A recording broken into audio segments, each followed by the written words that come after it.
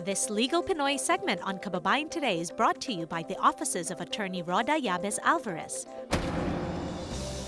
Para sa inyong mga suliranin ukol sa batas, makakatulong kami. Mga kababayan, ako po si G. Tonji at nandito tayo ngayon sa Honolulu, sa Hawaii. Kasama natin ang ating attorney na si Attorney Roda Yabes Alvarez, who's an immigration and family law attorney.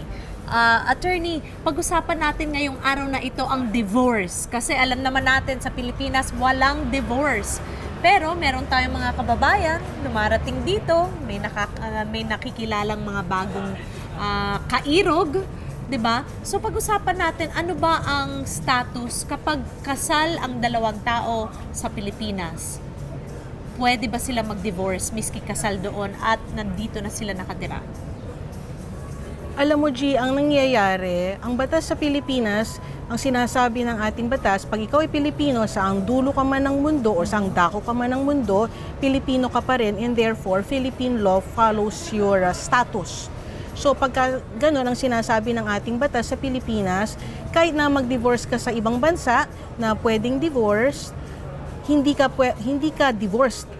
Ang status mo sa Pilipinas ay kasal pa rin kung ikaw ay kasal sa Pilipinas. O kung ikaw ay Pilipino at nagpakasal ka sa ibang lugar at valid ang iyong marriage, kasal ka pa rin sa mata ng batas ng Pilipinas. So, hindi pwedeng mag-divorce. Pag ikaw ay Pilipino sa Pilipinas, but ikaw ay Pilipino and therefore Philippine law should be followed, ikaw ay hindi pwede mag-divorce. Okay, sabihin natin na sa Pilipinas, nagpakasal kayo, Pilipino pa rin kayo, pero dumating kayo dito sa Amerika, naging American citizen na kayo, pwede ba kayo mag-divorce? Dahil ikaw ay hindi na Pilipino at ikaw ngayon ay Amerikano na sa iyong halimbawa, pwede na mag-divorce. Ayun, so that is a reason Yes. should people find themselves in a situation that they do not have an option, di ba?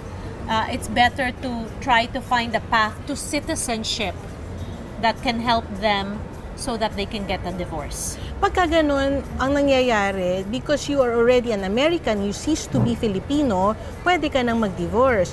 Yung divorce mo is already valid. Kasi valid yon kung saan ka nag-divorce.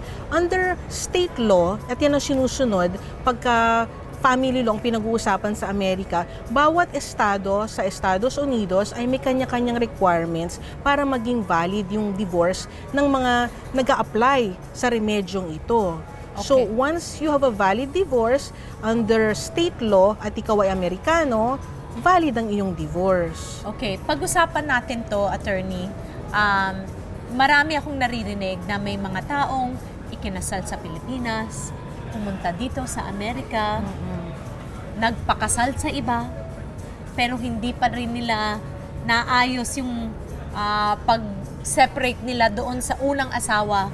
What are the repercussions of this? Alam mo, there are dire consequences for that, G, kasi nangyayari doon, ikaw ay kasal sa ibang bansa at sa iyong halimbawa, maaaring sa Pilipinas yon, pagdating sa Amerika, ikaw ay nagpakasal ulit. So, ang ibig sabihin nun, dalawa ang iyong asawa. So, may asawa ka sa ibang bansa, may asawa ka rin dito. At pagka ganun ng sitwasyon, ang valid lang na marriage doon ay yung una mong matrimonyo. Ibig sabihin, yung second marriage mo is not valid. And if you use that for immigration purposes, to gain permanent resident status o kung ano man, ang ibig sabihin nun ay hindi valid yung iyong marriage. And therefore, yung status that you obtained through that fraudulent marriage, that second marriage which is not valid, is also fraudulent. So, Okay.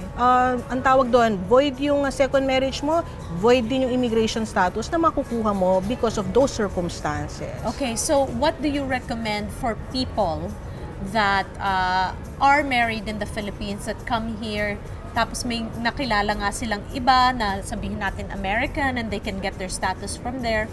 What are their options available to them?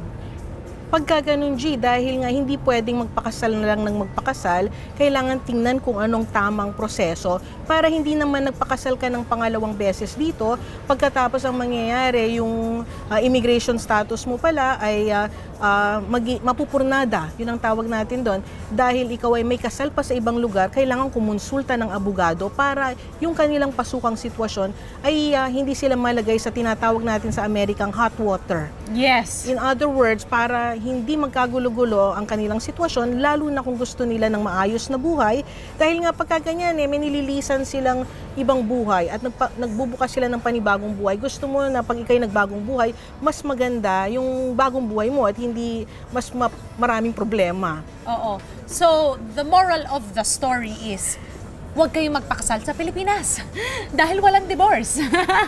Just in case ang masasabi lang natin, 'di ba? Kasi alam naman natin sa Pilipinas, primarily Catholic, and divorce is not recognized. So, like Attorney Roda said, it's very important that you consult an attorney that knows what the regulations and the requirements are. Attorney, maraming salamat sa pag-enlighten mo sa amin tungkol sa sitwasyon na ito, because let's face it, divorce is a very difficult topic to talk about, no?